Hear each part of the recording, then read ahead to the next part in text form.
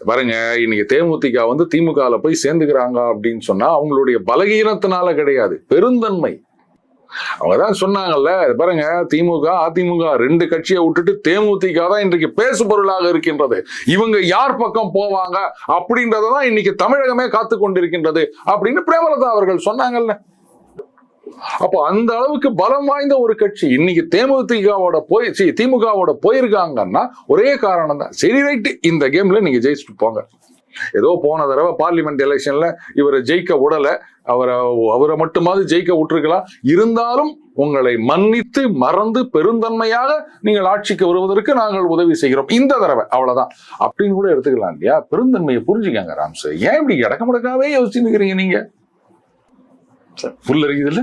ஆமா, விஜயகாந்த் ஒரு தடவை நீ என்ன போய் இந்த கட்சியில போய் சேரு. விஜயகாந்தினுடைய மரணமும் விஜயகாந்தை விமர்சித்த வார்த்தைகளும் உண்மை விசுவாசிகளுக்கு இன்னும் காதுல ஒழிச்சுக்கிட்டே இருக்குன்னு சொல்லி அப்பப்ப தகவலா வருது.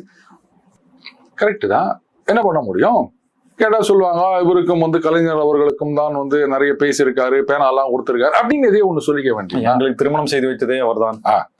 அதாவது அவர் கலைஞர் அவர்கள் இருந்த வரைக்கும் பாத்தீங்கன்னா, கலைஞர்னு இல்லை, இவங்க அதிமுகவிலையும் சரி, ஜெயலலிதா அவர்கள் வந்த பிறகும் சரி, இந்த சினிமா துறையில இருக்கவங்க என்ன பண்ணுவாங்க, ஒரு சிஎம் ஒருத்தர் பதவி ஏத்துக்கிறார் அப்படின்னு சொன்னா உடனே திரைத்துலகத்துல ஒரு பாராட்டு விழா, இந்த பக்கம் கமல் அந்த பக்கம் ரஜினி அப்படின்னு 2 பேரும் நின்றுப்பாங்க, மற்ற நடிகர்கள் இல்லாம வந்துருவாங்க.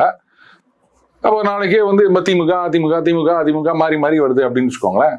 எந்த பக்கம் கூட்டணி சேர்றோமோ அந்த போட்டோ எடுத்து வச்சுக்கலாம். பாத்தீங்களா, அவங்களோட நாங்க இருந்தோம் அப்படின்னு இவர் பேனா ஊத்திருப்பார், இவங்க வந்து ஒரு கார் ஊத்திருப்பாங்க, அவங்க வந்து ஒரு பைக்கு கொடுத்துருக்கலாம். அதை வச்சுன்னு பார்த்தீங்களா, அவரு எனக்கு கொடுத்தாரு, இவர் எனக்கு கொடுத்தா அப்படின்னு சொல்லிக்க வேண்டியதான். எல்லா இடத்துலையும் நம்ம துண்டை போட்டு வைக்க வேண்டியதான். அந்த போட்டோவை அப்படியே கப்புன்னு குருவி காமிச்சிட்டு பார்த்தீங்களா, அதோ அன்றைக்கே கூட்டணி அப்படின்னு சொல்லிக்க வேண்டியதுதான். வேற என்னப்பா,